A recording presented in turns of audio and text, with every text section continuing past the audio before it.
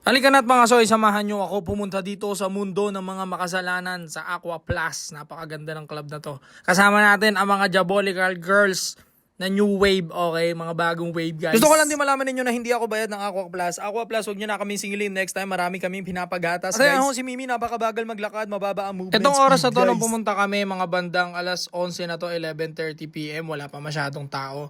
Dahil ang bagsakan ng mga tao dito usually, mga alauna to alas 2. Dahil doon nagsisimula ang mga bagsakan ng mga paldo. Ayan si Soy, kita nyo naman, tamang chill lang, tamang papogi lang. Pagpasok mo palang ramdam mo na kagad yung ganda ng area at yung ambience niya. Napaka-solid talaga ng club na to.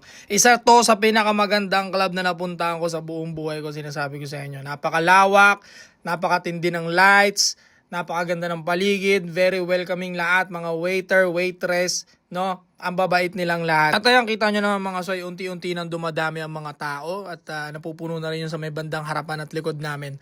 This time, sasayaw yung mga dancer na mula sa Antipolo. Karamihan sa kanila dyan, puro mga taga-Kogyo. Sabi nung nakausap ko na isa dyan, no? Inaperan ako, soy natin yan mga yan eh. So sa part na to mga soy, akala ko may kakaldagin sila sa stage. Wala. Kumaldag lang ho sila ng walang kinakaldag na eabab. At nag-pole dancing ho ang isang tropa natin dito. Ayan. Tinakita niya ang kanyang tricks na Beyblade, guys. Nagpaikot-ikot siya. At ayan ho, sa mga oras na to, unti-unti na dumadami ang mga Chinquaila natin, ng mga kapatid, ng mga kaibigan, na unti-unti na sinasakop ang club ng sandami ng bilang nila, no? Ate ng West Philippine Sea, you know? This time, unti-unti na nag-e-enjoy ang mga eabab, no? At unti-unti na rin lilulupitan ng mga DJ ang kanilang mga tugtugin. At kitang-kita naman natin na happy-happy ho si Marie dahil sinara niya muna yung bakery para sumayaw-sayaw dito sa amin at sumama. At may nabidyohan ho ang ating mga kasama na sobrang gwapo. Sino yan? Napakapogi. Si James Reid? James Reid? Oh, Daniel Matsunaga, guys, na nandito ho sa Aqua Plus, hindi ho nila alam, ano. At ayan ho, unti-unti nahagip ng camera yung babae na kinakausap ko sa tabi ko, ano. Kung mapanood mo tong video na to, ayan yung short hair. Kung mapanood mo tong video ko na to, PM mo ako dito sa page, usap tayo. Hindi ko nakuha yung number mo dahil sobrahan ako sa pagpapakita. Isa rin sa nakakabilib dito, ultimo mga waitress pa lang ulam na ang gaganda ho nilang lahat. Ano, ang budget dito na kinakailangan mo para maging masaya, at least magdala ka man lang ng 10,000, no? 10,000 o 5,000. Kung mahina ka mag-inom, 5,000 lang pwede na.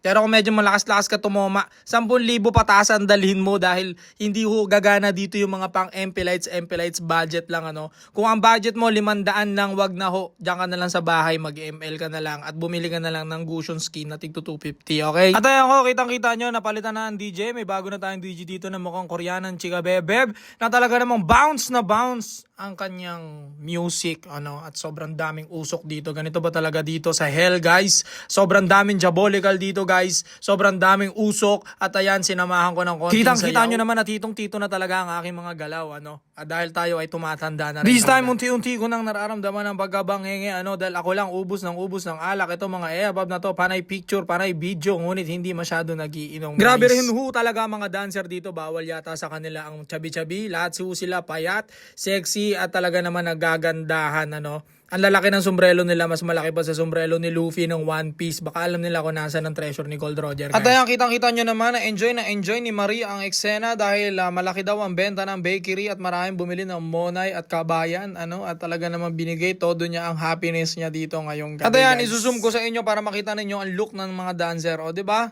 Very good talaga, di ba? At dito nga matutunghayan ninyo na nag-challenge kami paikot ng konting sayaw daw at magpakitang gilas ang bastos talaga nito ni Marie, guys. Hindi ko alam kung anong ginawa niya nun. Hindi ko alam kung anong tawag doon, pero mukhang bastos talaga, guys. 6'7" daw, sabi ni Auntie Moclair, ano. At tinutok kay Myla na mahilig mag-boxing, guys. Ngunit dito ay nag-iba siya ng, oy, pogi talaga ni Daniel Matsunaga, guys. Wala na tayong magagawa dyan, guys. Wala na. Bawal na kayo malma. Bawal kayo kumontra. At dito nga, no, pagsapit yata ng alas 2 o alas 3, ipapakita na nila yung pinakamalupit na lightings nila at parang cinematic type shit nila na screen dito sa Aqua Plus na napakaangas at napakatindi talaga. Pagmasdan ninyo mga soy kung gaano kalupit yung mga lights nila dito, ilang milyon ang ginastos nila sa lights na yan. Tignan nyo kung gaano kabangis 'Di ba? Para ka nanonood ng concert sa Araneta, sobrang tindi ng lights. At Grabe dito ho talaga. talagang binuksan na nila ang pinakamalupit na bagsakan na pinagmamalaki lagi ng Aqua Plus at unti-unti na nga hong hindi napigilan ng mga Chinquayla na tropa natin na talaga namang mapasayaw ng malupit. Ang kita nyo nga dyan mga soy, napaklap-klap na matindi si kuya mo Chinquayla na para bang siya ang may-ari ng BYD dahil ang taas na ng sales nito sa Pilipinas, guys. At sa mga oras na to ay bandang 3:30 na ng umaga at malapit na mag alas 4 at isa-isa na kami nagpasya na magsiuwian na dahil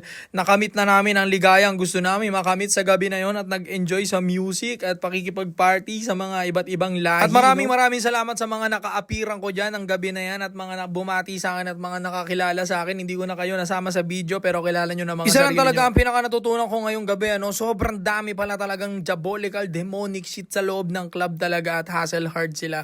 Kitang-kita ko ang team play nila sa loob, guys. Kapag may malupit na paldong dumating talaga namang para silang mga pating na umaatake isa-isa. So paano, mga bata? Paalam!